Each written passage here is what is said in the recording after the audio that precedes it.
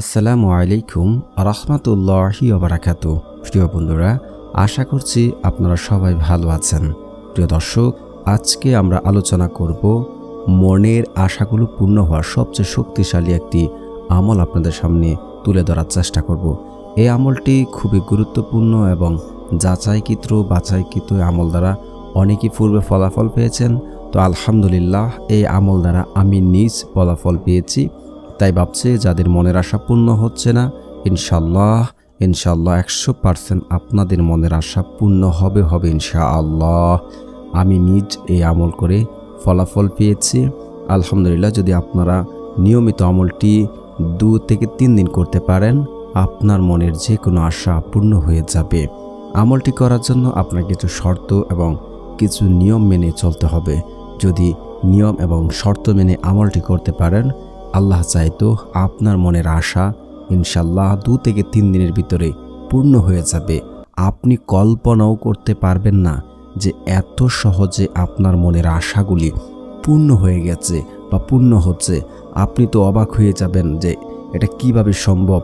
একটা কঠিন একটি মনের আশা, সে আশা কিভাবে পূর্ণ হলো। তো আমলটি করতে হলে আপনাকে অবশ্যই 5 ওয়াক্ত নামাজ আদায় করতে হবে। 5 ওয়াক্ত নামাজ আদায় আপনাকে যদি নিয়মিত করতে পারেন, ইনশাআল্লাহ আপনার মনের আশা পূর্ণ হবে।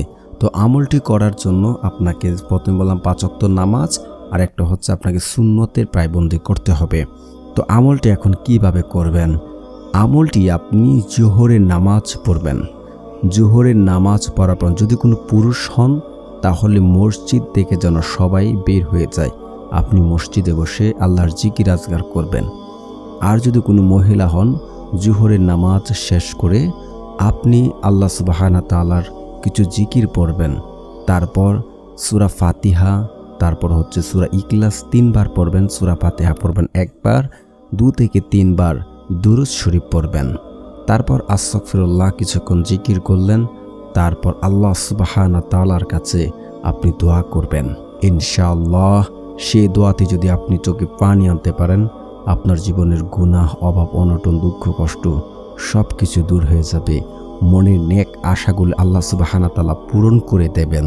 আমি নিজ ফলাফল পেয়েছি, তাই আপনাদের সামনে আমলটি শেয়ার করতে যাচ্ছি। আপনারা নিয়মিত আমলটি করুন, মনের আশা সামনে রেখে আল্লাহর কাছে দোয়া করতে থাকুন। ইনশাআল্লাহ সে আমলগুলি পূর্ণ হয়ে যাবে। ধন্যবাদ এতক্ষণ ধরে ভিডিওটি দেখার জন্য।